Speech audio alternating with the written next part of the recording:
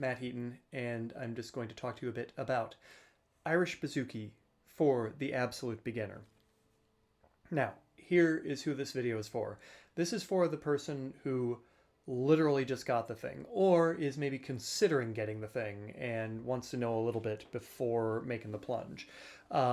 So it's going to be very, very basic. I'm just going to show you a few chords, a couple right hand things. First thing that we need to do is talk slightly about what is a bouzouki. You can get pretty, pedantic about what makes a bouzouki a bouzouki. I'm very open about it. If it's an octave mandolin or a cittern or a bouzouki or an Irish bouzouki or some other thing, I don't mind. If you're playing Irish music on it and it's tuned like a bouzouki, then go ahead, call it a bouzouki. This is technically an octave mandolin, but I will forever call it a bouzouki. I use the following tuning: G, D, A, D, G, D, A, D.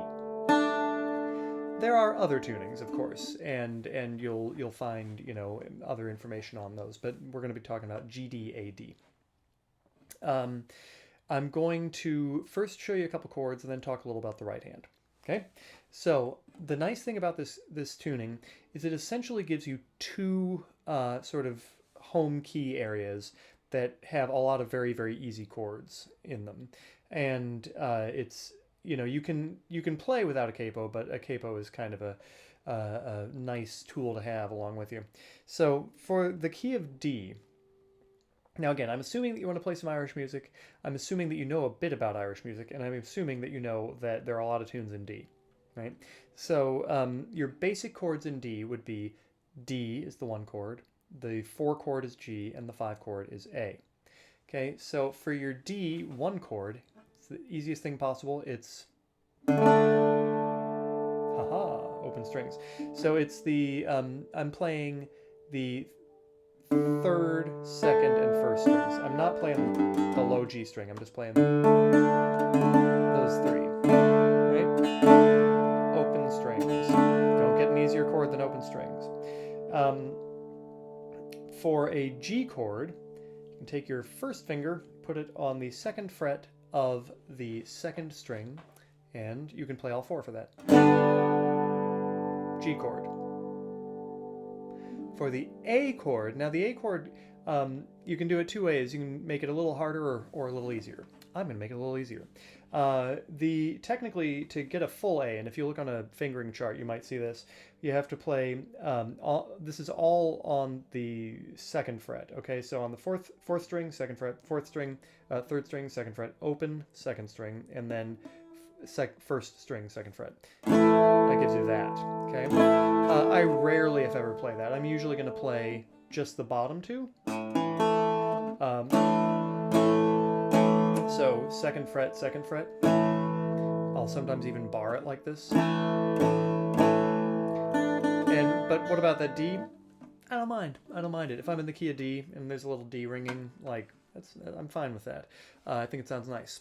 Now, if of course, sometimes I'll fret that note, but a lot of times I won't. So if we just want to play D, G, A, D, D, then G, then A, then D. That's the key of D. And that's pretty easy. You couldn't ask for more. Now there's a million variations of these chords, but that's a good basic thing. If you really want to have if you're like, well, but when I play that, I keep accidentally hitting the low string. If you want a four string version of it, my favorite would be way up on the 7th fret. Right? So I'd probably use my 3rd finger on that. So 3rd finger, 4th string, 7th fret.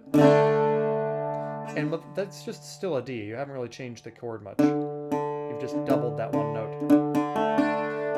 D, G, A, D.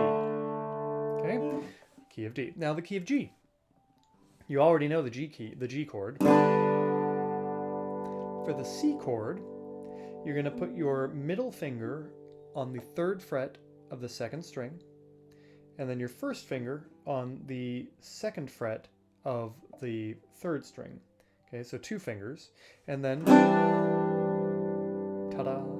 Now again, you notice that D up there is not actually it's not really a member of the C chord, so you'd have to say this is like a C add 9 or something. But you could, if you really want to, you could play a G up here or an E down here. But for my money, that sounds great.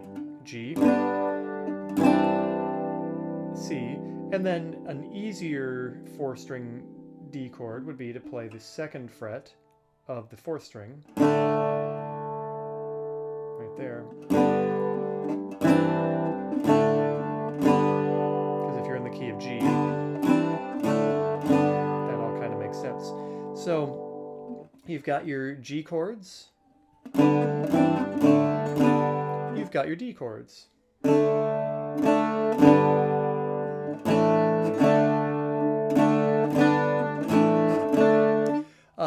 If you don't know like what 1, 4, and 5 are and that sort of thing, I'm sure that we'll have to refer you to another video because I'm not gonna, that's beyond the scope of this video, as they say.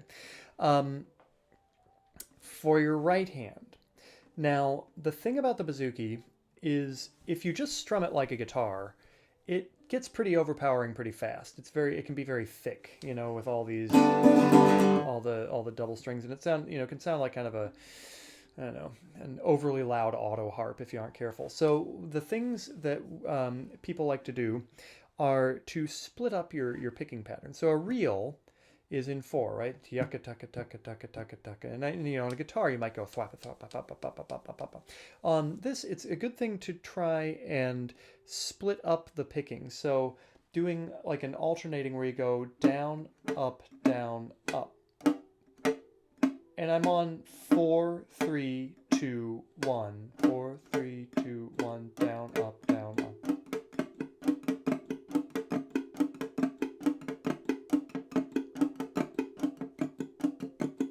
And that, the nice thing, it doesn't have to be like incredibly precise. It's not like a classical guitar etude or something where you really think, it's just trying to split it up a little bit. So if I play, if I'm in the key of G and I use that,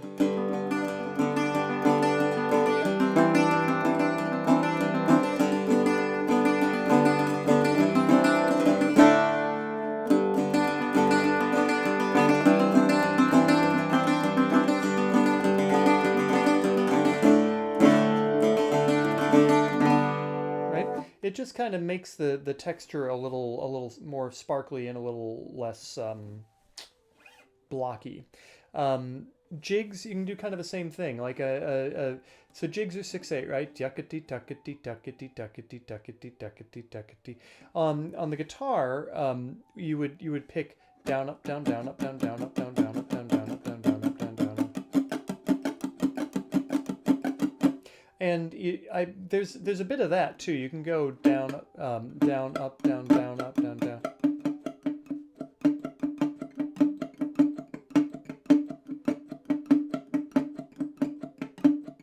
But a lot of times for a jig, depending on the speed, I'm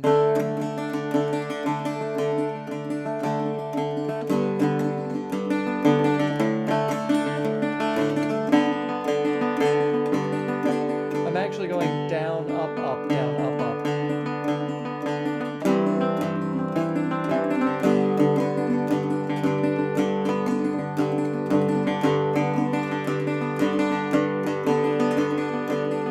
And what I kind of mix up the picking a little bit. I'm a lot of times I might go down, down, down, up, down, down.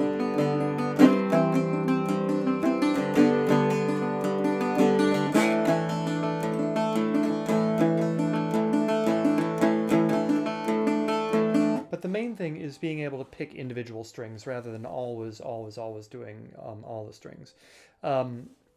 So that, and then the third thing that I wanted to mention is the capo, because at this point you know 3 chords in D and you know 3 chords in G, but you don't know any minor chords, and so the capo can help. There's no shame in a capo.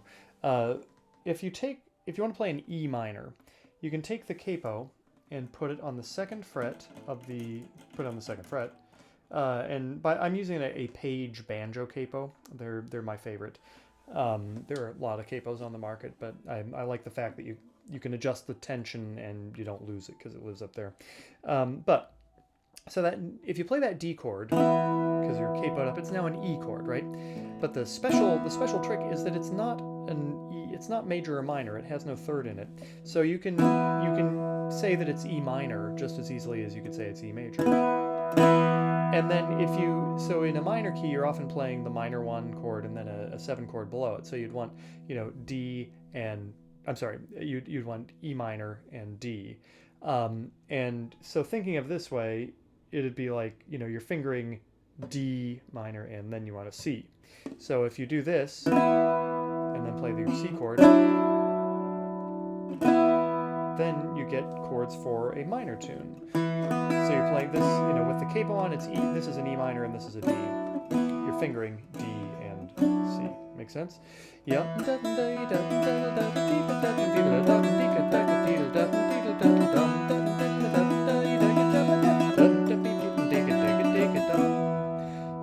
Same trick works for A minor up on the 7th fret. You just got to move the thing up to fret number 7, play the same shapes.